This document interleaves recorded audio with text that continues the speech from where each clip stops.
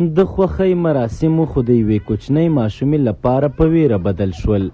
دا ویډیو چې د فرهاد بیدار په نوم یوه ځوان پر خپلې فیسبوک پاڼې خپره کړې ښیي چې د شپې د پټاکیو د پرلپسې الوزولو له امله یوه ماشومه سخته وارخطا شوې او په ژړا ده. او دا چیغې چې وهي شور چې کوي دا مې لور ده فایزه، تقریبا 14 میاشتو ده.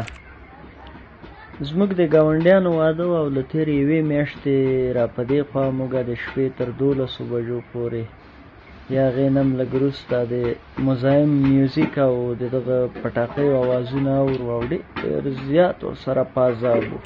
خوښۍ هغه وخت بشپړې وي چې د بل چا د ویرې او د تکلیف سبب ونه ګرځي. د یوې ماشومې ژړا دا پوښتنه راپورته کوي چې د څو شیبو شور د لسګونه نورو کورنیو د آرام د له منځه وړلو ارزښت لري او که نه. دلته د جلال آباد ځینې ښاریان هم د خوښۍ په مراسمو کې د پټاکیو د الوزولو له امله شکایت کوي.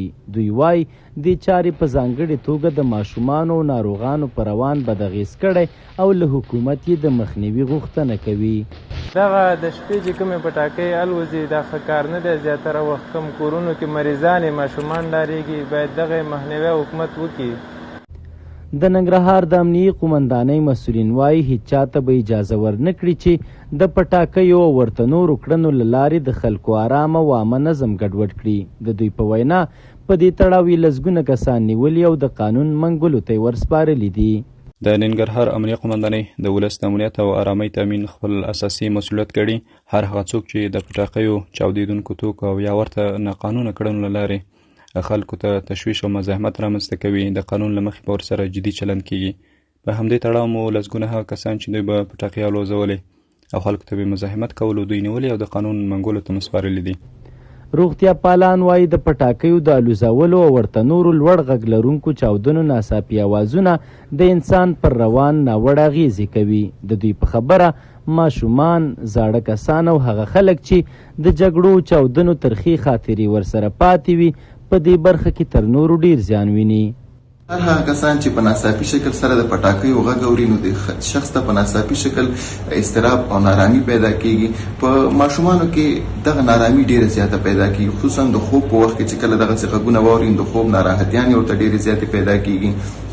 کم کسان چې عمرونه زیات دي او زاړه خلک دي او خصوصا د زړه ناروغۍ لري نو دې خلکو ته دغه ناروغۍ د شدیدلو او د شدید اضطراب سبب ګرځي. کم کسان چې هغوی په جګړو کې وخت تیر کړی یا رواني ټراوماګانې کتلي نو هغه زاړه یادونه را تازه کیږي او د شدید اضطراب او حتی د پانیک حالت د پیدا کېدلو سبب هم ورته ګرځي.